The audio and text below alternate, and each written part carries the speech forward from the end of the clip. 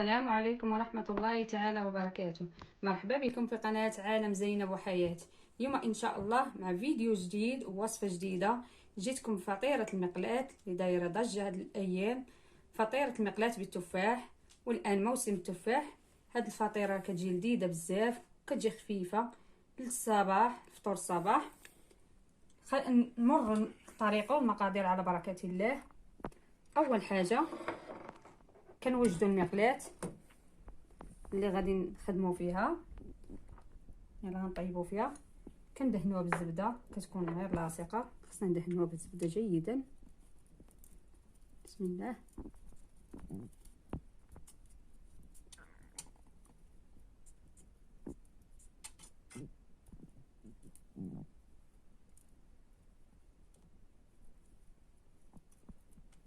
كندهنوها من القاع ديالها، من الاسفل ومن الجوانب.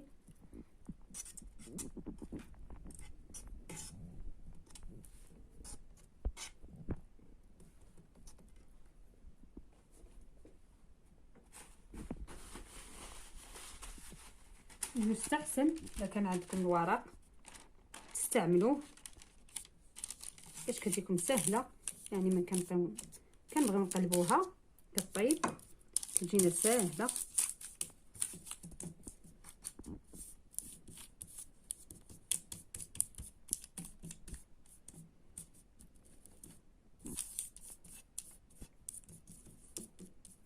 الشكل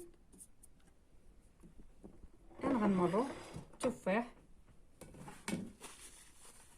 اللي غادي نقطعوه، يعني على حسب الاختيار، بغيتو تقطعوه شرائح او دوائر كيبقى لكم نتوما الاختيار.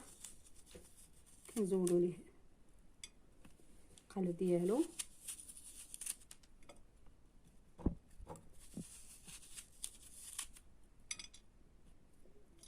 بهاد الطريقه، وكنقطعوا شرائح بهاد السمك، يعني ما كيكونوش رقاق بزاف وكيكون شويه يعني بين وبين، باش كيبقاو ظاهرين يعني في الفطيره، ما كيجيوش يعني غابرين وسط العجين.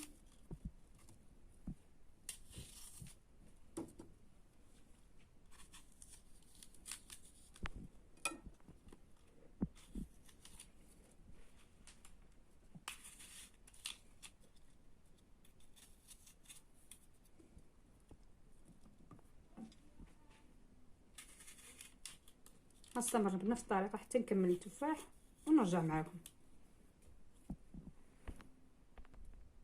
الان بعد ما انتهينا من تحضير التفاح، كندوزو المقلاة، كنرشوا فيها ملعقه ديال السكر باش كيتحمر لينا التفاح من الاسفل.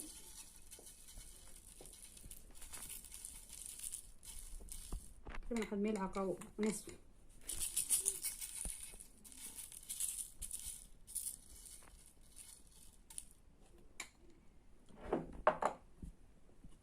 كنبداو نستفوه بهذا الشكل. كيبقى لكم اختيار كيف ما بغيتو تستفوه.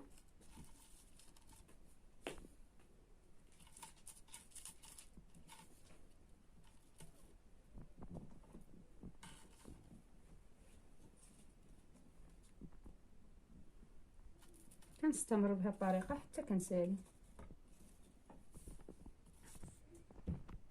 الان بعد ما وضعنا التفاح على هذا الشكل، كيبقى لكم اختيار. انا درت غير دائره، يعني بغيتو تعمروها كامله تعمروها كامله. غادي نمروا باش نوجدوا العجين او الخليط.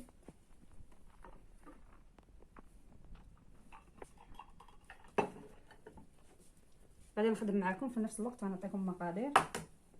كنحتاجوا لي بيضه واحده،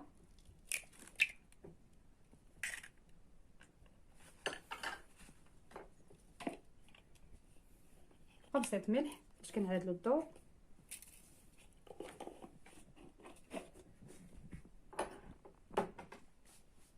جوج معالق سكر،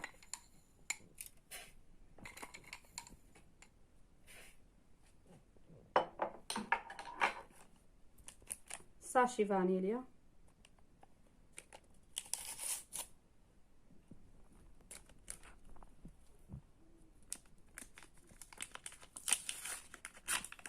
ممكن تنسموها بقشره ديال البرتقال اولا بديال الليمون حامض اولا حامض. بسم الله كنخلطوا جيدا.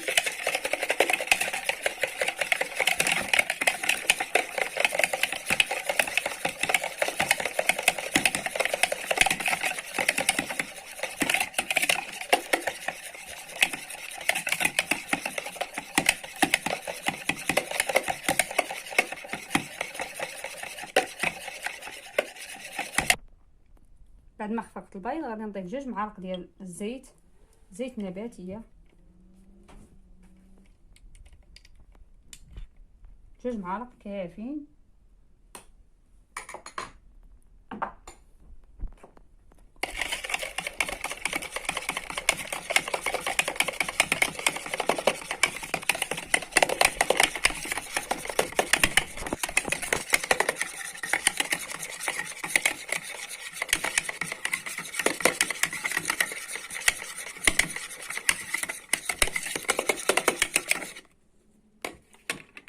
الان غادي نضيفو كأس حليب اولا 160 مليلتر،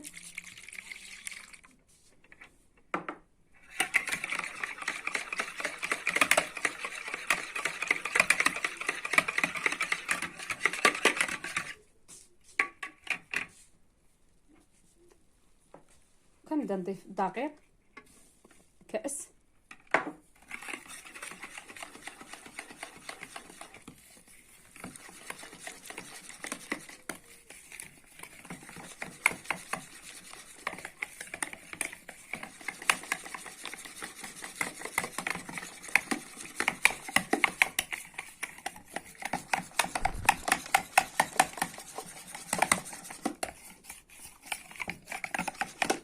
انا غادي نضيف نصف كأس، يعني كنحتاجو كأس ونصف. المقادير غنخليهم لكم في صندوق الوصف.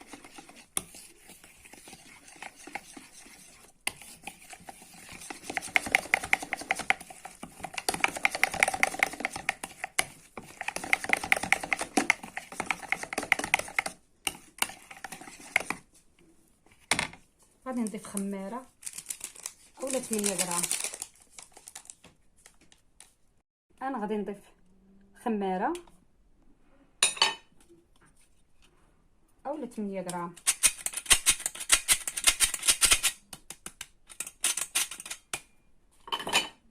كنغربلوها باش ما كيبقاوش من هذوك الحبيبات.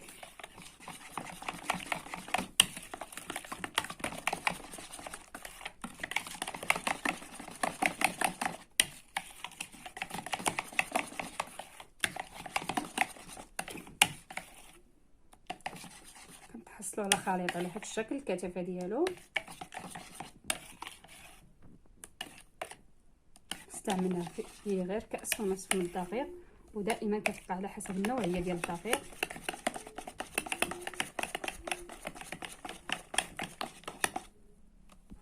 الان غادي نضيف ملعقه من الخل،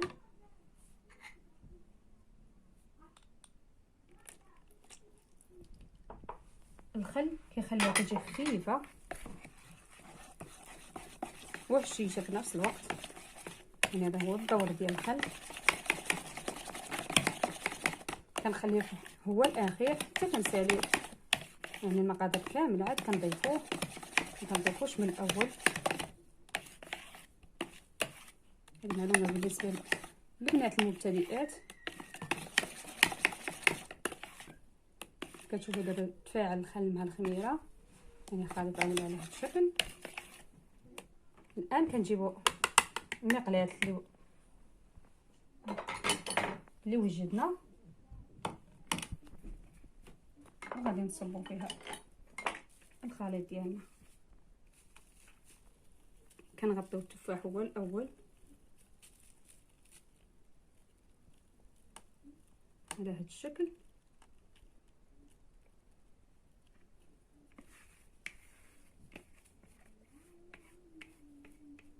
واخا كيبان لكم كيبقى يبان، راه كيتغطى، يعني ملي كتنتفخ، ملي كتبدا كطيب كتنتفخ راه كيتغطى.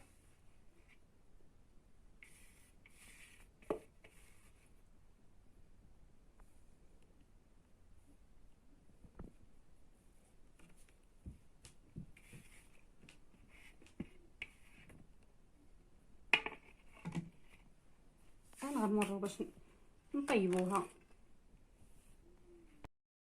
كنوضعوها فوق البوطه على عافيه، كتكون مهيله على هذا الشكل كيف كتشوفوا، يعني ما كتكونش مجهده باش ما تحرقش لينا.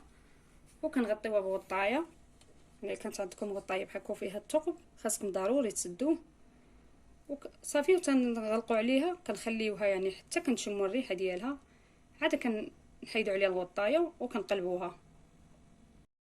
الان كيف كتشوفوا راه نشفات لينا من الفوق يعني، ودات كتحمر لينا من الاسفل كيف كتلاحظوا. انها تحمرات يعني. الان غادي نقلبها، غنجيب واحد الصحن اللي غادي نقلب عليه.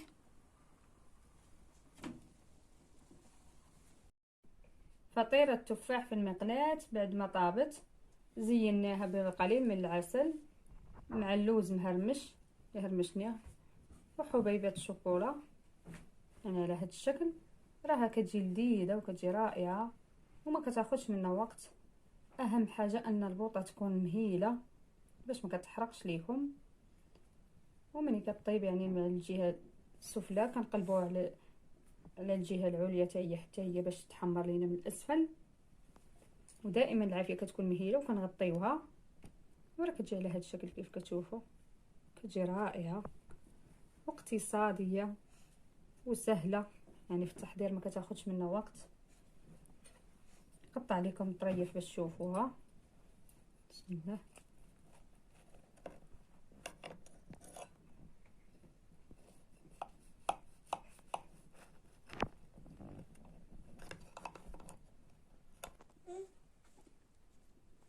كيف كتشوفوا راه كتجي على هذا الشكل، كتجي خفيفه ولذيذه. كنتمنى ان تنال الاعجاب ديالكم وتجربوها.